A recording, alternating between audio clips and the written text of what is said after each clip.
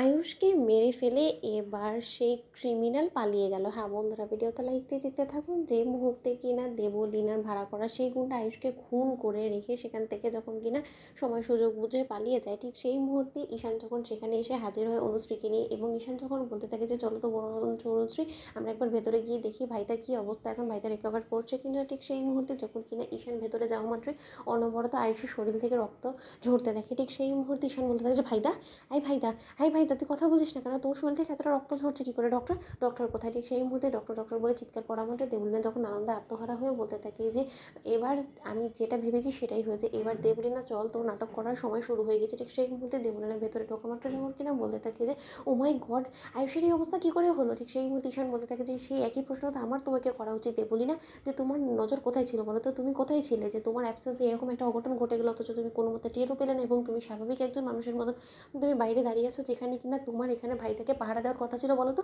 ঠিক সেই মুহূর্তে সেখানে ডক্টর চলে আসা মাত্র যখন কিনা ডক্টর নার্স সকলে মিলে যখন কিনা আয়ুষের এই অবস্থা দেখতে পায়, এবং ডক্টর যখন বলতে থাকে যে ও মাই গড, ওনাকে কে হামলা করেছে, ওনার উপরে কিছুতেই বুঝতে পারছে না। ঠিক সেই মুহূর্তে ঈশান যখন বলতে থাকে যে সেই একই প্রশ্ন তো আপনাকে করা উচিত, আপনাদের হসপিটাল সিকিউরিটি কোথায় থাকে বলুন তো, আপনাদের হসপিটাল প্রোটোকলস এতটাই খারাপ যে আমার ভাইটাকে কেউ মার্ডার করে চলে গেলো, অথচ আপনারা কেউ টেরও পেলেন না, আমার কিনা শেষে এসে এই কথাগুলো আপনাদের সকলকে জানাতে হয়।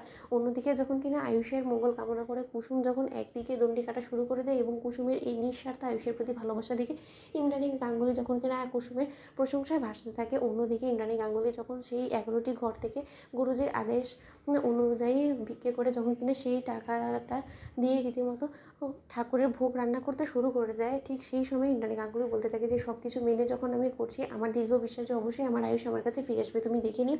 অন্যদিকে ডক্টরকে যখন ঈশান বলতে থাকে যে ডক্টর চুপ করে রইলেন কেন, বলুন তো, আপনি কিছু বলছেন না কেন, বলুন।